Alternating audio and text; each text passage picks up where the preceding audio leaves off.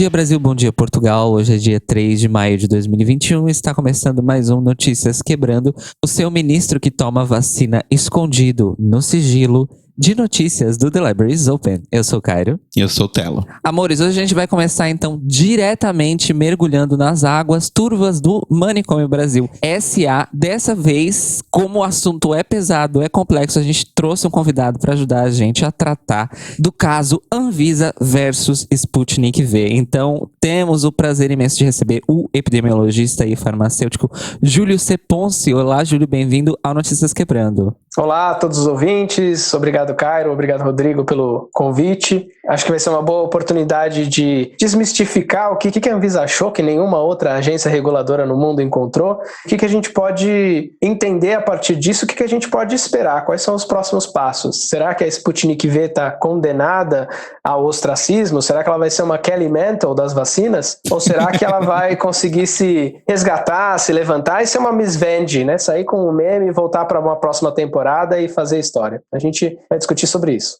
Mas antes da gente entrar no assunto, por favor, se apresenta aqui para os nossos ouvintes. Bom, como já falaram, eu sou o Júlio Ponce, eu sou farmacêutico bioquímico pela USP, fiz o meu mestrado e o meu doutorado especificamente em epidemiologia, com dados de mortalidade, voltado mais a mortes violentas. Mas acabei voltando agora nesse ano passado e agora em 2021 as atenções como todo o mundo para a questão da Covid-19, né? Tanto o espalhamento da doença, quanto a questão de diagnóstico, quanto a questão agora das vacinas, né? É um momento único, a gente nunca passou por uma situação de pandemia com as ferramentas de ciência que a gente tem agora, né, com essa possibilidade de desenvolver 14 vacinas que a gente já tem provadas ou registradas no mundo, que já passaram por fase 3 e que a gente conseguiu fazer em questão de 14 meses de pandemia. É realmente um momento inédito, mas justamente por isso é um momento muito complexo. Então, para mim é um prazer poder vir conversar e opinar e falar as coisas que eu vi das leituras que eu fiz, dos documentos que eu consegui acompanhar, para poder explicar um pouco como que esse processo se deu e por que a gente está aqui falando justamente dessa vacina nesse momento. Arrasou. E pra gente já começar então, Júlio, explica para os nossos ouvintes qual o motivo da decisão da Anvisa pela não aprovação da Sputnik V aqui no Brasil, como parte do PNI.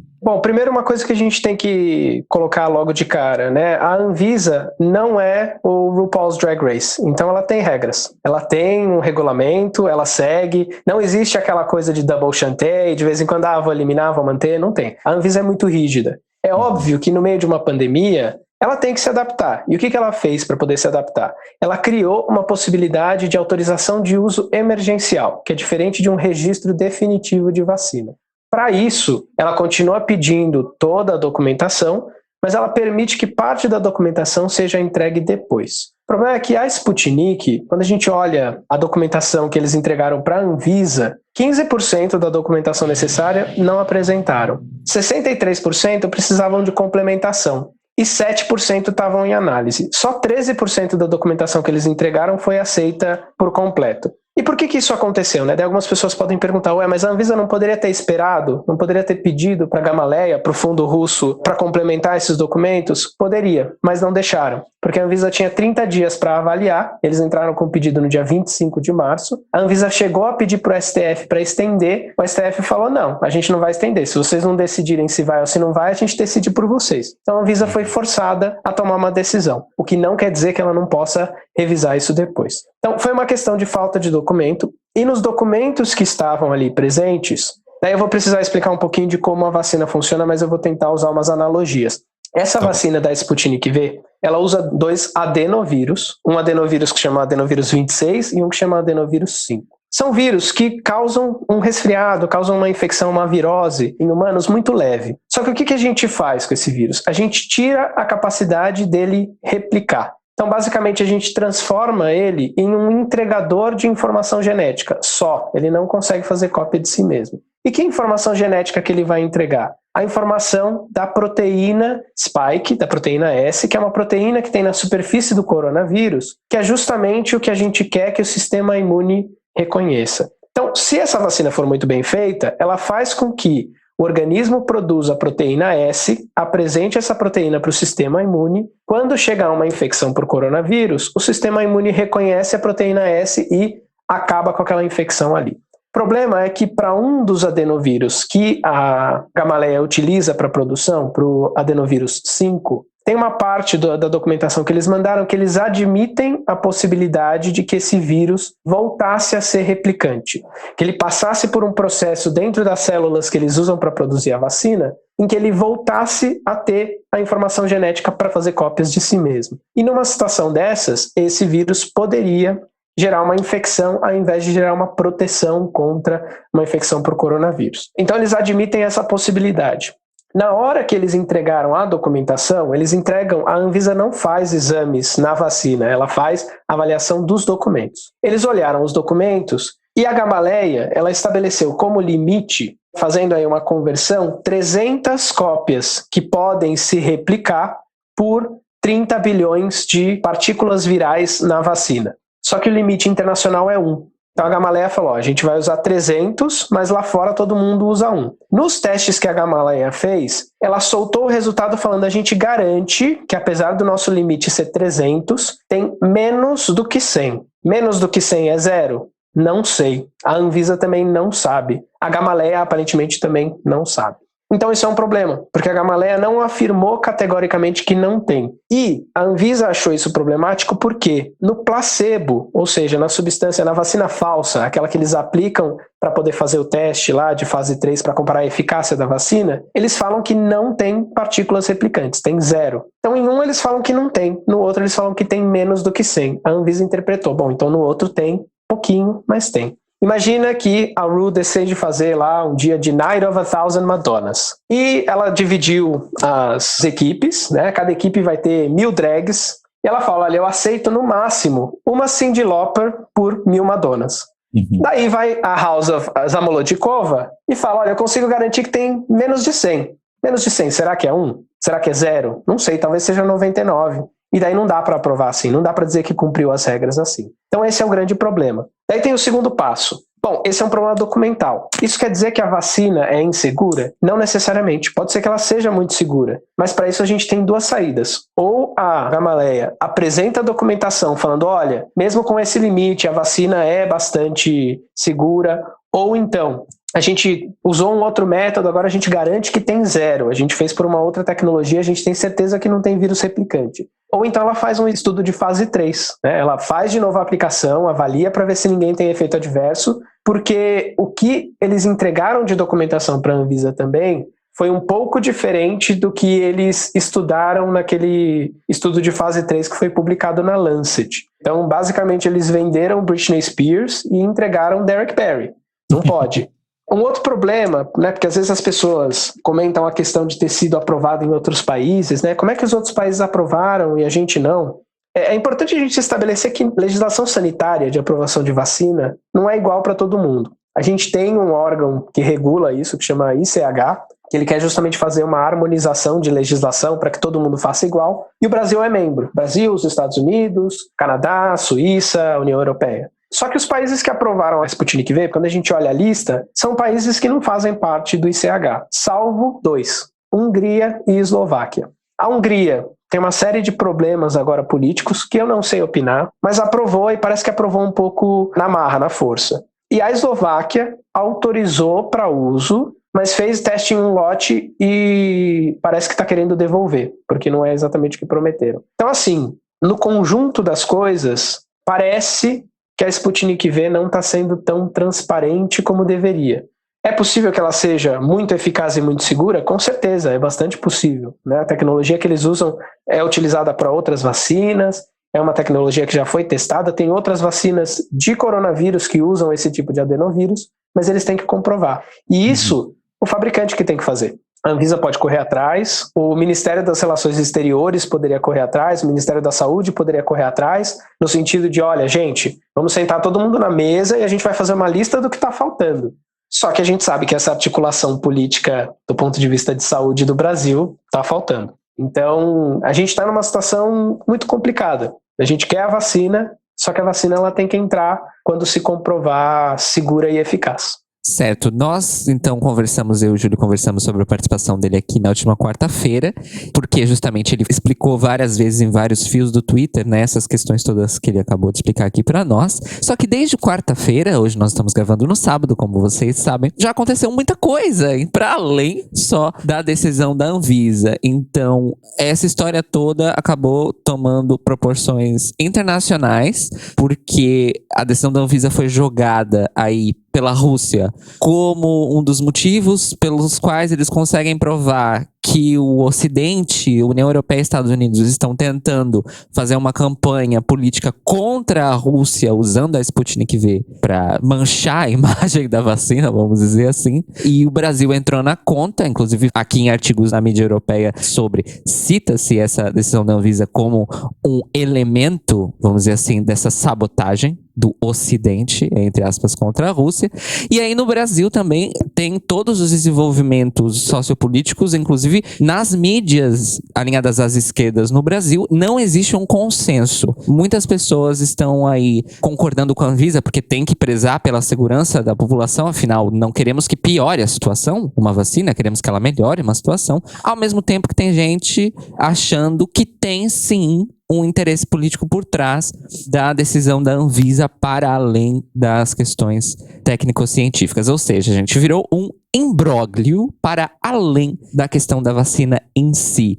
Júlio, eu queria só que você então desse um pequeno resumo desses desenvolvimentos, né, desde a quarta-feira, e o que você acha que pode acontecer nesse sentido nos próximos dias ou logo em seguida, na próxima semana. Eu sei que é muito difícil prever o futuro nesse momento, falando-se de Brasil, mas o que você acha que pode acontecer em seguida? Bom, é importante primeiro entender que isso aconteceria de qualquer forma, esse uso da aprovação ou não pelo fabricante, porque afinal eles querem colocar a vacina em outros mercados, e o Brasil é um mercado importante pela questão da dimensão, pela questão do nosso histórico de saúde pública, que é muito bem visto lá fora, e pelo fato do Brasil ser membro do ICH. Né? Então, se eles conseguirem um país grande, membro do ICH, com o respeito que a Anvisa tem lá fora, para fazer essa propaganda para os outros órgãos regulatórios, falar, olha, esse órgão aqui que é super chato, super rígido, aprovou a nossa vacina, né? Então um respaldo a mais para vocês aprovarem também, é lógico que o fabricante iria usar isso a favor.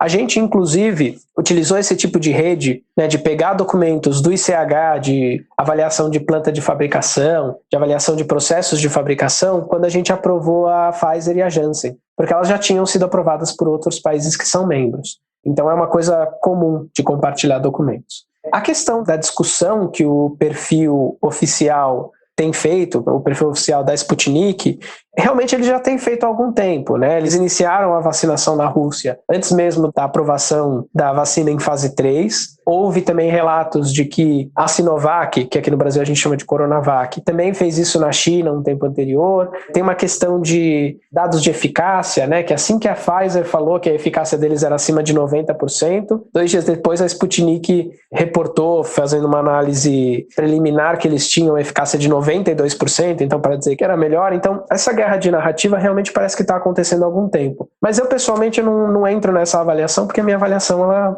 parte do quesito técnico, né? E desde quarta-feira, a Sputnik, obviamente, se posicionou contra, né, a não aprovação pela Anvisa, falou que a Anvisa não testou os lotes, mas ela não testa mesmo, falou que a Anvisa não provou que tinha adenovírus, mas também não explicou porque que o relatório diz que tem menos de 100 e não 0. Então, assim, me parece muito que eles estão mais dispostos a atacar a agência do que justificar os argumentos técnicos que a agência apresentou. Na quinta-feira, às 4 da tarde, teve uma live da Anvisa justamente explicando esses pontos depois do voto e tentando refutar o que a Sputnik estava acusando. Nessa live, eles explicaram melhor essa questão dos limites, eles mostraram a documentação e eles mostraram uma gravação, que para mim foi o que me deixou mais seguro de que a Anvisa realmente foi muito técnica. É uma gravação dos técnicos da Anvisa com o pessoal do fundo russo. E nessa gravação eles questionam, falam, olha, aqui vocês dizem que tem a chance de formar vetor replicante. Vocês não pensaram em avaliar o risco disso ou pensar em mudar o vetor, mudar a forma de fazer para poder não correr esse risco? E os russos respondem que eles entendem a preocupação, mas eles não tiveram tempo de avaliar.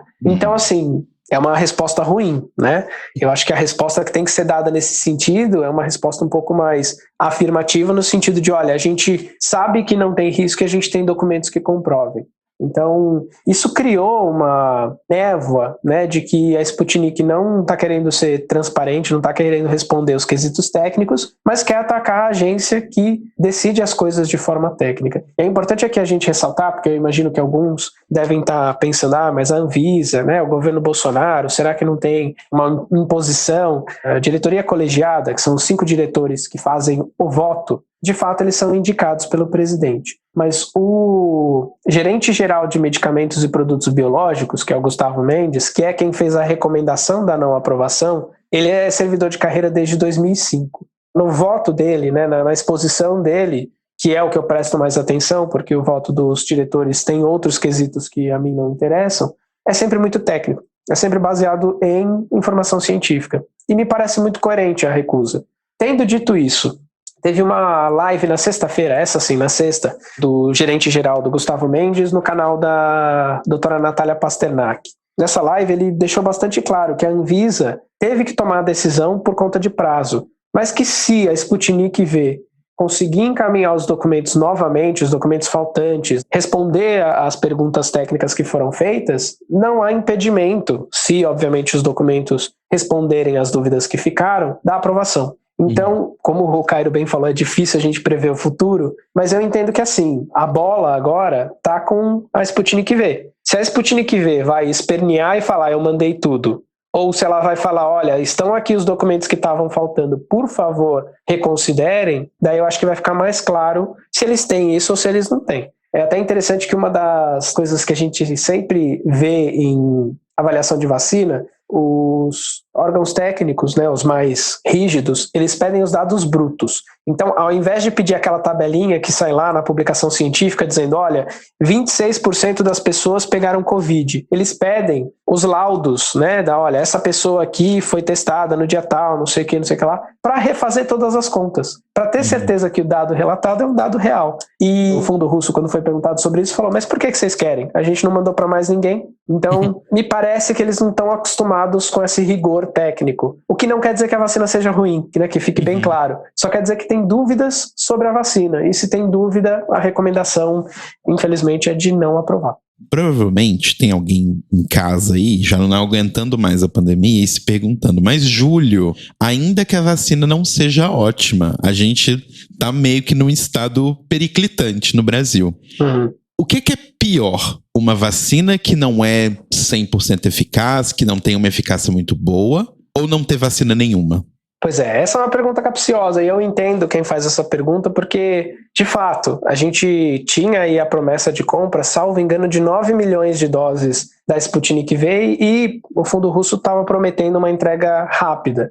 Mas a questão, eu acho que ficar chateado com a Anvisa porque a vacina não foi aprovada é direcionar mal a raiva. A gente tem que ficar chateado, ficar bravo, ficar puto com o Ministério da Saúde que recusou, que fez toda aquela tentativa de desmoralizar a Coronavac, que hoje em dia responde por 80% das vacinações no Brasil, recusou a oferta da Pfizer. A única vacina que o governo federal realmente foi atrás de forma um pouco mais ativa foi a AstraZeneca, que responde agora por 20% das vacinações aqui. A gente recebeu ontem 1 milhão de doses da Pfizer, finalmente, estão chegando. E é óbvio, se a gente já tivesse 9 milhões da Sputnik V, a gente conseguiria imunizar 4,5 milhões de pessoas. Faz diferença. Mas a questão é que a gente não pode deixar essa afobação, essa pressa que a gente tem, essa tragédia, essa emergência sanitária, fazer com que a gente corra risco desnecessário.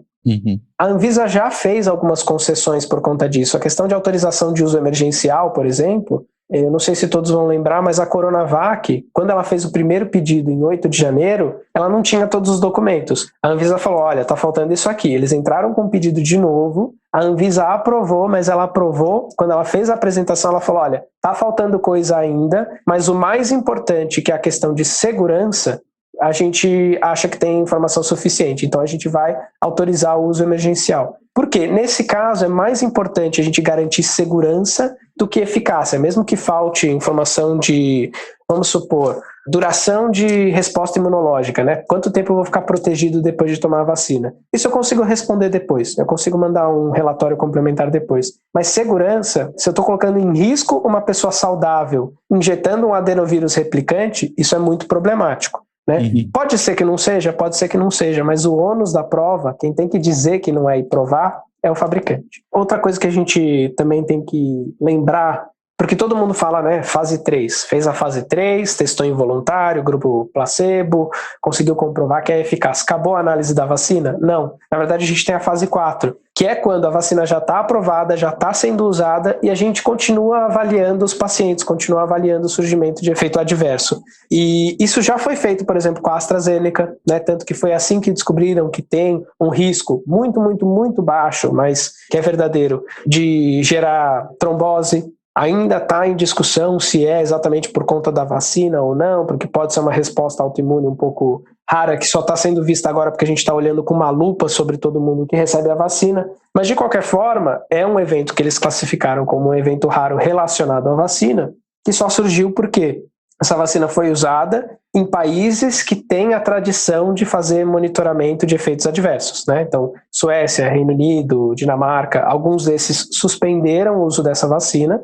mas é o tipo de coisa que surge em fase 4. E a gente não quer descobrir em fase 4 que esse adenovírus replicante está causando, por exemplo, uma infecção em paciente saudável, né? Isso seria muito problemático. Para terminar, então, você tem fontes confiáveis de informação sobre vacina e Covid, assim, no geral, para indicar aos nossos ouvintes? Tenho sim. De sites normais, que eu costumo consultar bastante, é o site da Fiocruz, porque eles têm muita informação sobre andamento da vacinação, sequenciamento genético, então descoberta de variantes. Eles publicam bastante relatório em relação a isso. A página da União Pro Vacina também é muito boa. Eles têm material, inclusive, de divulgação, porque falar de um assunto científico complexo para um público leigo não é uma coisa fácil. Então eles já fazem isso mastigadinho para poder... conheço alguém que não quer tomar vacina, como é que eu convenço? Tem lá manuais, né, para falar, olha, a vacina vai te proteger, a vacina vai diminuir o risco de você ir parar no hospital, de você ter algum problema sério. No Twitter tem bastante coisa também, né? Eu sou bastante ativo lá no Twitter, o meu handle é Jason P. Todd com 2 Ds no final. Mas tem o pessoal do Observatório Covid-19, que é muito bom, que eles publicam análise de tendência, né, se a pandemia vai piorar, vai melhorar, se a gente está estável, questão sobre descobertas de efeitos da doença, descobertas sobre a vacina. Tem alguns perfis que são, assim, o tempo inteiro estão publicando fios de muita qualidade sobre isso, então tem o Isaac, eu não vou conseguir falar o sobrenome dele, mas ele está lá no Observatório Covid, é Schradshaupt, acho. Tem a Melanie Fontes Dutra, que é @melzealand, que é um pessoal que está engajado em fazer divulgação científica de qualidade para um público que não necessariamente tem esse contato com a ciência. E tudo referenciado, né? Então, se alguém discordar, eu não... vai lá na fonte, lê, discute. É uma comunidade bem ativa, inclusive, para responder pergunta do pessoal leigo. E quanto às vacinas, tem uma página do New York Times que eu gosto muito, que chama Coronavirus Vaccine Tracker. Eles têm lá uma lista de todas as vacinas que estão em andamento, que estão em análise, quais foram aprovadas, quais foram autorizadas, onde que se usa, onde que não se usa, qual tipo de tecnologia, e tudo isso com um monte de infográfico. Então é o tipo de coisa, se você está em dúvida, eu ouvi falar dessa vacina, Novavax, por exemplo, né? Eu ouvi falar, mas eu não sei como ela funciona. Entra lá, vocês clicam, ele explica direitinho como foi desenvolvida, onde foi testada, se já tem algum país que está usando, porque eu acho que isso ajuda a dar uma segurança, né? E a gente entender quais são as características de cada uma delas, né? Porque a gente está, como eu falei, em 14 meses conseguiu aí chegar a 14 vacinas que estão em desenvolvimento avançado, e tem vacina de tecnologia que a gente nunca tinha usado antes, né? Como as vacinas de RNA mensageiro. Então é muita coisa nova, inclusive para quem trabalha com isso, mas tem informação para quem está disposto a correr atrás. Júlio, muito obrigado por tirar um tempinho para falar conosco aqui com os nossos ouvintes. E se você quiser, pode deixar então o seu merchan, suas redes sociais. Eu vou repetir então o meu Twitter, é onde eu sou mais ativo nessa questão de divulgação científica, é @Jason, né, JASONP, Todd, TODD. Então vocês me procurem lá. Se não conseguirem achar, pode digitar Júlio Ponce na barra de pesquisa, que daí vai aparecer o meu perfil. É uma foto que eu tô com aquela máscara PFF2, aquela que protege mais, em preto e branco. Então é facinho de me achar. E se tiverem dúvida, eu falo isso de verdade, de coração. Mandem DM, porque às vezes já tem coisa até pronta, assim. Aconteceu outro dia de me fazerem uma pergunta, eu tinha feito um fio 2 semanas antes. Eu vou lá, colo o fio, falo, ó, dá uma lida aqui, se ficar com dúvida depois, pode me perguntar, porque eu acho que a gente que tem esse contato com a ciência, num momento como esse, a gente tem o papel também de informar. Então, é uma coisa que eu faço com muito prazer, eu acho que é uma coisa bacana de poder fazer, de discutir com as pessoas, né, de entender que a minha visão é uma visão super técnica, mas tem pessoal que está preocupado porque quer vacina de qualquer jeito, né, acha que a vacina, mesmo que não esteja comprovada, tem que estar aqui. Tem gente que tem esse conhecimento geopolítico que eu não tenho, então é sempre bacana ouvir esses outros lados também. E é isso então, Júlio, muito, muito obrigado. Continuando aqui falando de vacinação no Unicom Brasil S.A., nós temos uma notícia boa, na verdade. O Instituto Butantan anunciou no último dia 28 que a Butanvac, que é a primeira vacina contra o coronavírus produzida integralmente no Brasil, sem a necessidade de insumos importados, começou a ser produzida. Mas calma lá, gente, ela começou a ser produzida justamente para que seja, então, avaliada pela Anvisa, que aí sim vai autorizar o início dos estudos clínicos, tá? Então, tem muita gente perguntando nas redes sociais como é que se inscreve para fazer parte dos testes, mas vocês ainda vão ter que esperar um pouquinho, porque a Anvisa primeiro precisa fazer esse processo todo que eu descrevi, para depois aí o Instituto Butantan vai anunciar quais são os centros, né, ao redor do Brasil que vão acolher as pessoas que vão fazer parte dos estudos clínicos, e aí sim é que ocorrerá de fato o início dos testes da Butanvac, a vacina 100% brasileira contra o coronavírus.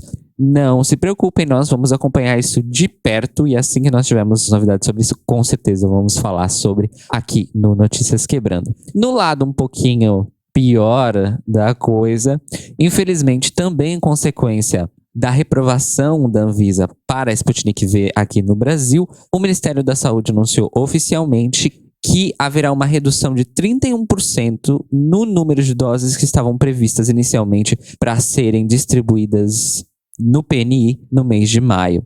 Então, a previsão inicial era de 46,9 milhões de doses, mas de fato o que vai acontecer é que vão ser entregues 32,4 milhões de doses. No caso, a maioria dessas doses é via Fiocruz, que é a vacina da AstraZeneca Oxford. Serão 21,5 milhões de doses dessa vacina, seguida da Sinovac, do Instituto Butantan em parceria com a China, serão 5,6 milhões de doses. Entram aí, então, como novidades, né, agora, a COVAX Facility, tanto da AstraZeneca quanto da Pfizer, com aproximadamente 3 milhões de doses, e a BioNTech, que está de responsabilidade da Pfizer, com 2,5 milhões de doses. E, fazendo referência à nossa frase do início do programa, infelizmente não é uma piada, amores. Infelizmente não é uma piada. O ministro da Casa Civil, o Luiz Eduardo Ramos, acabou revelando num áudio vazado de uma reunião interna, na última terça-feira, que tomou escondida a vacina contra a Covid-19 e que tem tentado ali, assim, da maneira mais discreta possível, convencer o presidente Jair Bolsonaro a também tomar a vacina, porque ele considera, e ele falou isso num tom realmente preocupado, que o risco que a vida do presidente corre não se vacinando aumenta a cada dia. Isso teve uma grande repercussão na mídia aí no Brasil aí ao longo da última semana, porque basicamente expõe o nível de hipocrisia e também de loucura mesmo, tipo de falta de senso que ocorre dentro da equipe do governo Bolsonaro e, claro, alimentou especulações de que talvez o ministro Luiz Eduardo Ramos não tenha sido a única pessoa a ter que fazer isso dentro da equipe do governo Bolsonaro. Por quê? Porque Bolsonaro é contra a vacina e as pessoas se sentem ameaçadas nos seus cargos se revelarem para o presidente que tomaram a vacina. Essa é a realidade do país que a gente vive. Meu Deus. Saindo então de coronavírus e dando um follow-up sobre o censo, o ministro do STF, Marco Aurélio de Mello, baixou uma ordem executiva para que o governo dê um jeito e viabilize para o IBGE, claro, que o censo seja realizado em 2021. No texto da liminar, o ministro Marco Aurélio deixou claro que é inadmissível que o censo não seja realizado este ano e que o governo tenha a obrigação de fornecer os meios necessários para que o IBGE consiga completar o recenseamento em 2021, nem um dia a mais. É interessante porque essa ordem do ministro Marco Aurélio saiu no dia 28 e no dia 27, um dia antes, foi empossado o novo presidente do IBGE, que declarou na sua primeira entrevista coletiva de posse do cargo que provavelmente o censo ia acabar sendo realizado em 2022. Parece que não. Até o fechamento dessa nossa edição do Notícias Quebrando, o governo Bolsonaro ainda não reagiu a essa decisão do ministro do STF, Marco Aurélio Mello, então estaremos acompanhando com certeza. Mas eu acho muito difícil, mas muito difícil mesmo, que essa decisão do Marco Aurélio seja derrubada, principalmente porque várias lideranças políticas do país estão, vamos dizer assim, do lado do Marco Aurélio de Mello nessa decisão. Isso sem falar nas próprias pessoas, no próprio quadro do IBGE. Outro follow-up bom que a gente tem que dar aqui é que o PL 504, que ganhou bastante destaque aí nas últimas semanas porque ele basicamente tentou proibir a presença de pessoas LGBTs na publicidade, ao menos no estado de São Paulo, foi derrubado na primeira votação que aconteceu na semana passada, também no dia 28 de abril. Depois de uma campanha muito bem sucedida, liderada aí pela nossa queridíssima deputada estadual do PSOL, Érica Malunguinho, o texto foi derrubado como estava escrito, mas infelizmente o risco não está totalmente superado. O projeto vai voltar, tá bem, para discussão nas comissões. Por quê? Porque a própria Érica Malunguinho conseguiu emplacar uma emenda ao PL. E é uma emenda que teve uma boa adesão, foram 26 assinaturas. Então isso, na verdade, ajudou a Érica Malunguinho a conseguir a rejeição do texto como ele está. Então essa emenda ao PL da Érica vai ser acolhida para análise nas diversas comissões da Alesp, e o objetivo é neutralizar o texto desse PL, ou seja, realmente torná-lo inviável de ser aprovado pelas comissões. Parece bizarro falar nesses termos, mas no momento é o recurso que a bancada, vamos dizer assim, que está a nosso favor ali na Alesp, consegue, porque como provavelmente por maioria política o projeto passaria sem essa emenda da Érica Malunguinho e esse questionamento, então o objetivo é afundar o projeto de vez, tornando o texto do projeto inviável de ser aprovado. Esperamos aí que a Érica e todos os seus comparsas e aliados aí na Alesp consigam, de fato, afundar e enterrar de vez esse texto para que ele nunca mais volte, tá? Ao plenário da Alesp e, de preferência, nunca mais volte a plenário nenhum em nenhuma casa legislativa do Brasil. E terminamos, então, assim, o nosso Manicom Brasil S.A. dessa semana. Agora a gente vai para nossa coluna de entretenimento, que hoje tá mais curiosidades e fofocas. Vamos colocar assim. Leveza. Tá mais leve. E a primeira delas é que completou no último dia 30 de abril 50 anos desde a inauguração da Nostro Mundo. Que teria sido a boate gay mais longeva do Brasil se ainda estivesse viva. Na verdade, assim, ela é a boate mais longeva da América Latina toda, porque ela durou 43 anos. Saiu uma matéria bem legal lá no Gay Blog, se vocês quiserem, a gente deixa o link aqui para todo mundo poder ler. Mas a ideia é que quando a boate abriu, o nome, na verdade, era Top Room, ficava ali na Rua da Consolação. E aí, na época, foi indicado para a Condessa Mônica, né, que era ali a proprietária do negócio, que não abrisse com o nome de boate, porque boate naquela época do governo militar tinha muita ligação a lugares que eram chamados de antro, né? Então, antro de prostitutas, antro de desviados, antro de tudo de ruim que você quiser pensar aí na sua vida, na relação.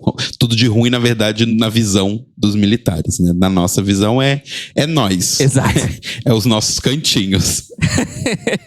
Mas aí abriu inicialmente com esse nome de Top Room, e a Condessa Mônica, que era advogada, era muito amiga do juiz da comarca de Cerqueira César. E aí esse juiz, ele era de ascendência italiana, e aí meio que em homenagem a ele, por ele ter ajudado ela muitas vezes a do tipo, beleza, o que eu faço com essa boate? Do tipo, qual que é a melhor forma de eu lidar com essa pressão que tá vindo do governo militar? Como eu faço para não fechar o meu espaço? Né? Então, trabalhando aí dentro da legalidade, mas tentando o máximo possível se proteger, a Condessa homenageou o juiz amigo dela, chamando a boate de Nostro Mundo. Na época as pessoas até não gostaram muito, porque falaram, ai, mas por que nome italiano? Mas no fim das contas pegou.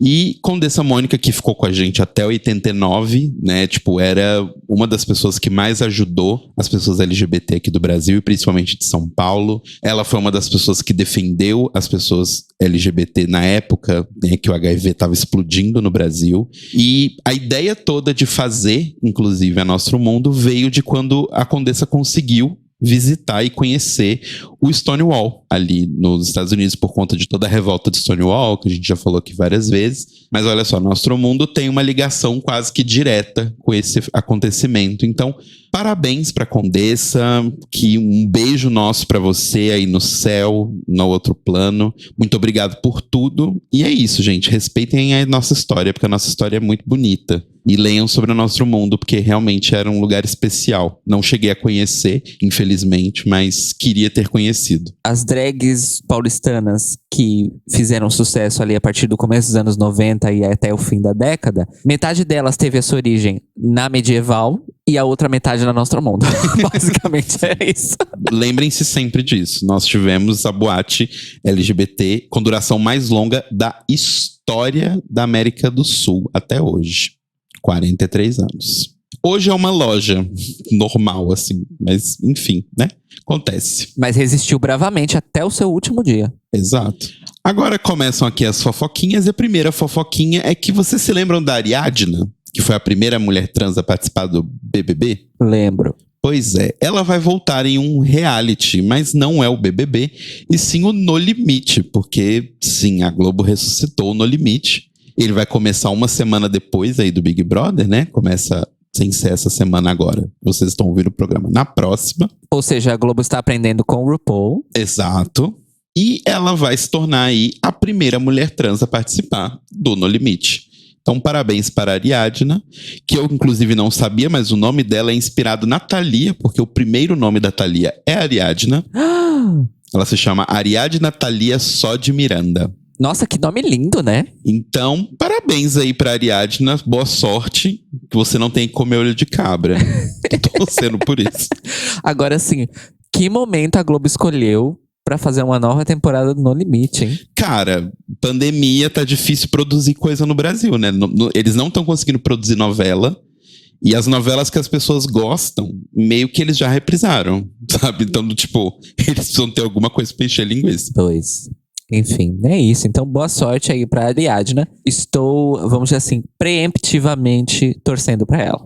Aconteceu aí no mundo dos jogos essa semana uma notícia bem bizarra e estranha e tosca, que saiu o remake do jogo Nier Replicant, desenvolvido aí pela Square Enix, e tá rolando uma polêmica de transfobia, porque no jogo é o seguinte, existe uma personagem no jogo chamada Kaine, e essa personagem é uma pessoa intersexo. Não é citado nada sobre a questão de identidade, de gênero dessa pessoa, mas ela é uma pessoa intersexo.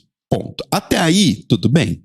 Então você diria, ué, mas qual é o problema? Então, acontece que caso o jogador tente olhar para as partes íntimas de Kaine, ele vai receber um troféu no jogo. E esse troféu se chama Daredevil, né, que seria meio que atrevido, vai. E a descrição do troféu diz o seguinte, abre aspas. Você arriscou a vida e um membro 10 vezes para descobrir o segredo de alguém. Fecha aspas. Ai. Pois é. Obviamente, essa piada, entre muitas aspas, né, gerou bastante repercussão, inclusive no Brasil, fora, né, nos Estados Unidos, assim, várias pessoas estão falando que é um absurdo que em 2021 as pessoas ainda tenham essa coisa de que o que a pessoa tem no meio das pernas é um segredo, um mistério, porque, como nós já falamos aqui várias vezes, não é da conta de ninguém, não é verdade? Mas enfim, essa é só uma notícia, ainda não tivemos um desenvolvimento acerca disso, a Square Enix ainda não se pronunciou, mas Já adiantando pra vocês, como uma pessoa que conhece aí o mundo dos games e conhece bastante a Square Enix, que é uma empresa japonesa que tem... O Japão tem várias questões, né? Sobre questões de sexualidade. Eu acho que não vai vir um pedido de desculpas e muito menos uma modificação no jogo. Então, não esperem por isso. É o mundo dos games. É o mundo dos gamers. A gente já fez um episódio inteiro aqui falando sobre isso, inclusive com a Bia Blanco e o Rick Sampaio. Então, assim, gente, se vocês acham, tipo, nossa, Telo, que negatividade, vai lá ouvir o episódio, vocês vão entender por quê. Indo então aqui para uma notinha internacional, que, vamos dizer assim, é agridoce. Porque tudo que vem de Israel é agridoce, afinal de contas, né? É um país aí que notoriamente viola direitos humanos de uma população inteira, porém, uau, é um paraíso para pessoas LGBT, no meio ali do Oriente Médio. Desde que você não seja palestino, é ótimo, Israel. Or de outros países que você tem a pele mais escura. Ou se importe com direitos humanos. Tudo isso só para contextualizar que no último dia 27 de abril, a Federação Israelense de Futebol anunciou o início de atividades oficiais, vamos dizer assim, da primeira árbitra transexual da história daquele país. A Sapir Berman tem 26 anos e, na verdade, ela já tinha uma carreira bem sucedida como árbitra de futebol em Israel, inclusive sendo aí uma das mais requisitadas e mais benquistas naquele país e no Médio Oriente como um todo. Houve esse anúncio oficial porque, como a Sapir conseguiu concluir a sua transição burocrática, vamos dizer assim, né? Mudou os seus documentos e tudo mais. Então tem que mudar também na Federação Israelense de Futebol e reapresentá-la, vamos dizer assim, ao país. Para deixar claro de que, olha aqui, nós temos agora essa árbitra, ela está disponível para trabalhar e ela vai trabalhar. A primeira árbitra transexual da história de todo o futebol mundial, que é a inglesa Lucy Clark, fez questão de parabenizar a Sapir através das redes sociais, desejando o melhor aí na jornada dela e também desejando que elas consigam se encontrar em campo em algum momento depois que tudo estiver mais favorável, vamos dizer assim, em relação à pandemia. Na ocasião, então, a Sapir contou um pouco da sua história em relação à sua identidade de gênero, e que, na verdade, ela já sabia da sua condição trans desde que era muito criança. Mas que, claro, manteve aí tudo escondido por causa do mundo à sua volta, que sinalizava que se ela vivesse aquilo plenamente, ela corria risco de vida, basicamente. Mas que ela atingiu ali um momento aí de segurança na sua carreira, na sua família e no seu ambiente de trabalho para dar esse passo e viver abertamente e plenamente como a mulher que ela sempre foi, segundo ela própria. Então, parabéns para a Sapir, mais uma pessoa trans aí vivendo abertamente. Parabéns à iniciativa da Federação Israelense de Futebol por tornar isso, vamos dizer assim, um statement, né? Uma declaração sobre o fato de que vai ter essa pessoa e ela vai trabalhar aqui, queiram vocês ou não. Basicamente isso. Mas é aquela coisa, né, gente? O pinkwashing de Israel é real, é constante. Então a gente comemora num âmbito internacional, né? Aqui, essa conquista, essa visibilidade. Mas coloquem sempre ali a colherzinha de sal quando as coisas vêm de Israel. Infelizmente, não tem como fazer isso de outra maneira. Aproveito para indicar, se vocês quiserem saber mais sobre Pinkwash, especificamente de Israel, vão lá no feed do Hora Queer, que eles fizeram um episódio excelente sobre isso, se eu não me engano, há 1 ou 2 anos atrás. Então, vão lá ouvir. E agora a gente vai para o nosso boletim Drag Race, né? O seu drop semanal de notícias sobre RuPaul's Drag Race, correlatos, essas coisas todas. E a primeira notícia, a gente vem já acompanhando há vários tempos aí, né? É que Drag Race Espanha agora tem um elenco anunciado de 10 queens. Foram aí anunciadas essa semana. Saiu, inclusive, já as promos com fotos delas. Inclusive, essas promos me dão uma indicação de divisão de times, porque temos 5 queens de vermelho e 5 queens de branco. Então, fica aí essa diquinha visual. Copiaram o TNT Drag, eu queria avisar isso aqui. Um absurdo. Bom, a gente ainda não tem uma data exata de quando vai estrear a temporada, mas no que foi dito até agora é em algum momento de maio. Então estamos em um momento onde podemos a qualquer segundo aí ter uma data de Drag Race Espanha. Os nomes das queens, então, que a gente tem são 10 queens, né? Como já é meio que padrão nas temporadas internacionais, não é tanta queen quanto nas temporadas americanas, mas temos Arantxa Castilla de la Mancha. Melhor nome. Adorei esse nome. Temos a Carmen Farala, temos Dovima Nurmi, o Gacio Cruyente, e aí eu tenho um asterisco pra falar depois. Inti, Killer Queen, Puppy Poison, Sagitária, eu amei. Palmas pra esse nome. The Macarena e Vulcano. Sobre o Gacio Cruyente, eu queria dizer que eu acompanho o Instagram dele de boy, de artista, há muitos anos. E eu não sabia que ele fazia drag. Tipo, eu acompanho há muito tempo, porque o Instagram dele era Hugo Arts. E aí, há pouco tempo atrás, ele mudou pra By Cruyente. Eu falei, tá, né? Brandings, a gente muda. E aí, semanas depois, anunciaram o Gacio Cruyente. Eu falei, gente, chocada. É um artista muito bom, gente. Vou, inclusive, indicar. Vou deixar o Instagram dele pra vocês darem uma olhada.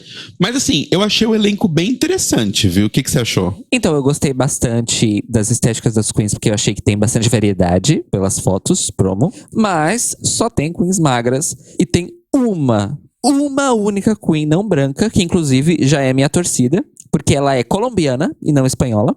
Então, Latinoamérica represent, né? Estamos sempre aí com as nossas queens latino-americanas. Beijos pra Envy Peru, inclusive. Aproveitando. Que ganhou um vestido. Mas é a única e não tem uma queen sequer que não seja absolutamente magra ou magérrima. E também isso é uma coisa que assustou muita gente. Porque não é só que são queens magras, é que mais da metade do cast são queens magérrimas. Uhum, queen tipo corpo modelo, né? Exato, tipo Aquária. É isso. É. Então, assim, tem sido extremamente criticado, abertamente criticado. Então as pessoas estão indo realmente nos perfis oficiais das redes pra dizer, então, estamos felizes, muito bem, mas isso daqui não tá certo, não. Infelizmente, tem muita gente usando, na Espanha não tem tanta gente não branca assim. Bullshit, mentira. Principalmente considerando comunidade LGBT, porque tem muitas pessoas, principalmente do norte da África e do Oriente Médio, que são LGBTs e são dessas regiões e vão justamente para a Espanha para tentar uma vida melhor e mais livre, porque supostamente a Espanha é um país que tem boas leis, boas proteções para a população LGBT. Então não me venha com essa história de que é difícil achar drags não brancas na Espanha. Mentira, não é difícil. Agora, a questão das queens magras não tem argumento. Zero argumentos pra se defender. Zero. E eu fiquei feliz porque as pessoas estão realmente criticando. E acho que tem que criticar mesmo. Quem sabe pra uma próxima temporada eles conseguem mudar um pouquinho esse quadro. Exato. Isso é o que a gente tem de informação nova. Se vocês quiserem ver as fotos de divulgação, todas saíram no Instagram, que é Drag Race ES. Então vão lá e acompanhem tudo para vocês poderem ver os videozinhos das queens. Tá bem bonito assim a divulgação como um todo. Achei bem bonitinha. E agora, continuando em informações de franquias de Drag Race, vamos para Drag Race UK. A Ahora e a Tayce, que foram aí a Ahora Top 5, e a Tayce, que foi finalista aí da Drag Race UK segunda temporada, fizeram uma campanha de lingerie aí para a marca Blue Bella, para lançar a coleção deles de Pride, né? Lembrando aí que nós já estamos em maio, então está chegando o mês onde todo mundo vai ficar na cor do arco-íris. E elas lançaram essa campanha com um vídeo babadeiro, tipo, elas realmente estão bem bonitas, de lingerie, tipo, lingeries transparentes, sem precisar colocar peito prótese, tá sem peito mesmo, e as duas estão belíssimas. E o mais legal de tudo da campanha é que 10% de tudo que for arrecadado, tanto com a campanha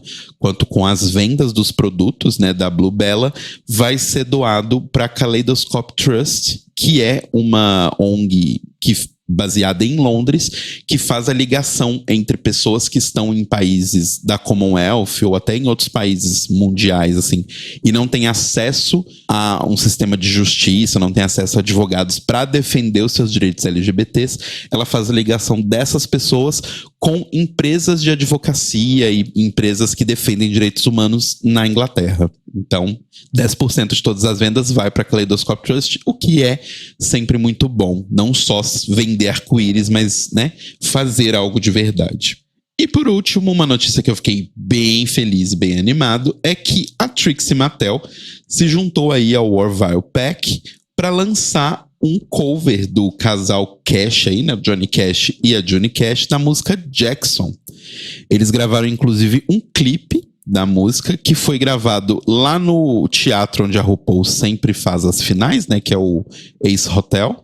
E é bem bonitinho, assim, os dois cantando pra uma plateia vazia, né, os dois e a banda cantando ali pra uma plateia vazia, mas é bem bonitinho o cover, ficou bem legal, ficou bem gostosinho, e não é a primeira vez que eles fazem uma colaboração musical aí de country, porque a primeira vez foi quando a Trixie fez um cover de videogames da Lana Del Rey, que ela fez numa pegada mais country, e quem faz os assovios da música é o Orville Peck. Vocês podem ouvir, o clipe está no YouTube, é bem bonitinha a música. Eu já gostava da música com o Johnny e a Johnny Cash, mas assim, Trixie, nessa fase dela, que eu espero que nunca saia, eu espero que ela nunca faça músicas de balada e bate-cabelo.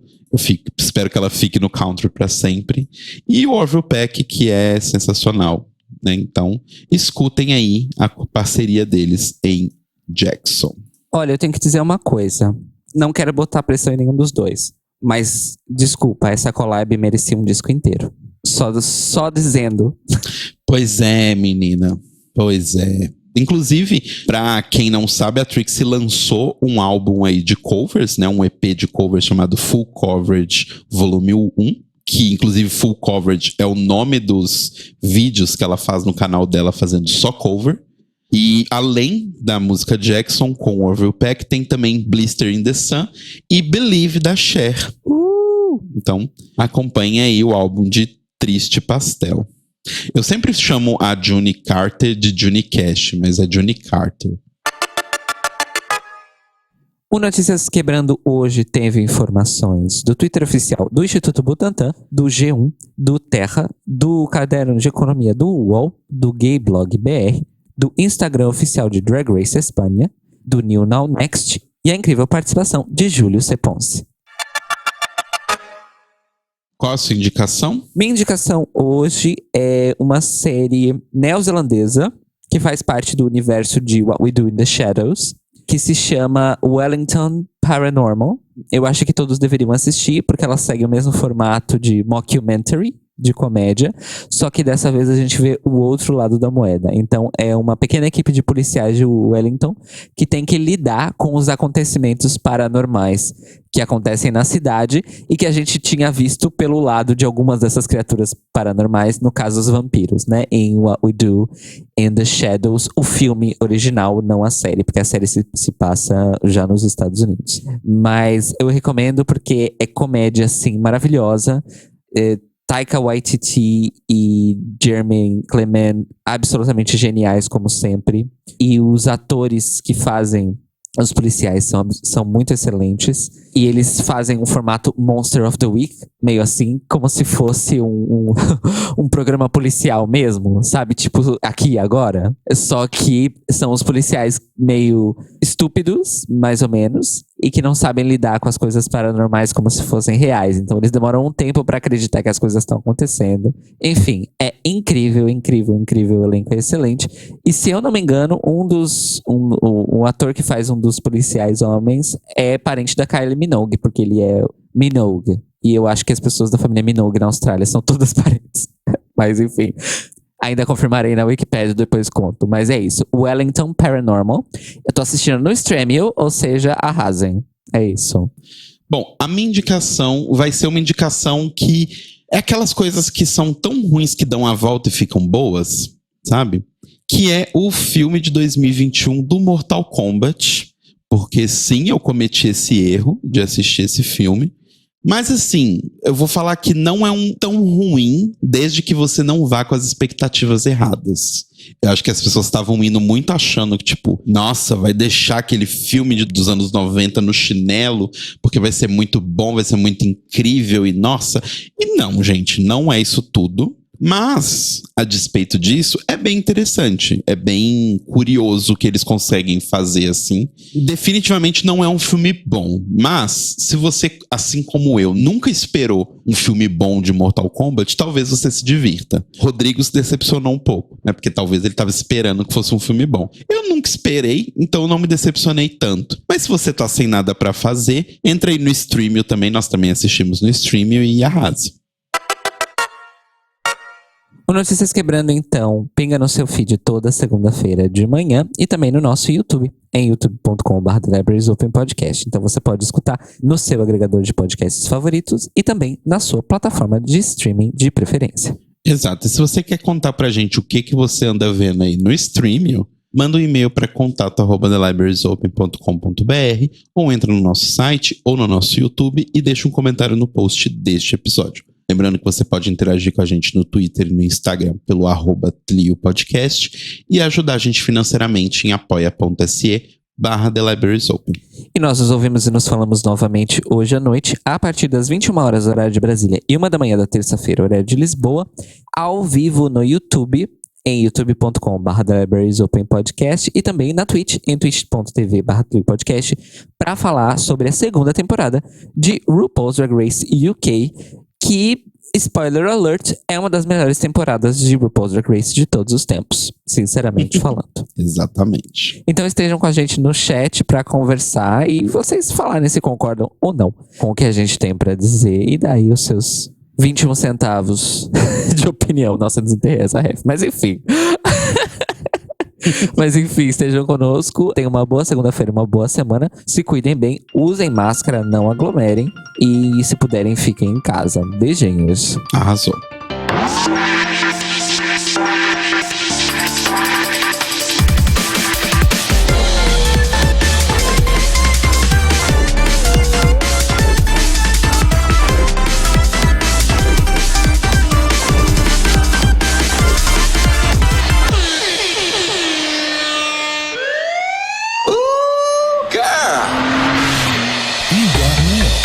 Esses são os nossos queridos apoiadores que nos ajudam a fazer do Tlio um podcast cada vez melhor por meio da nossa campanha no Apoia-se.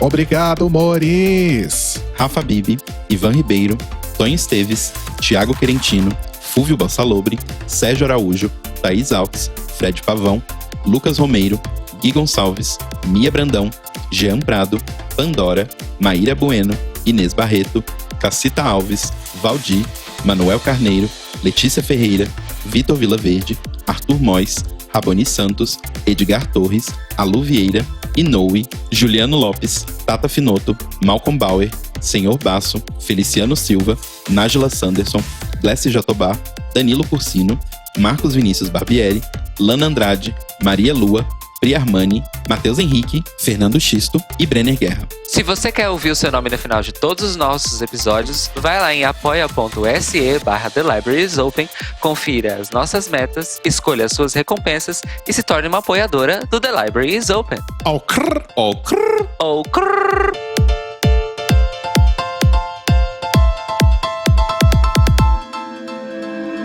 Este podcast faz parte do movimento LGBT Podcasters. Saiba mais em www.lgbtpodcasters.com.br ou usando as hashtags e @LGBTpodcasters no Twitter e no Instagram.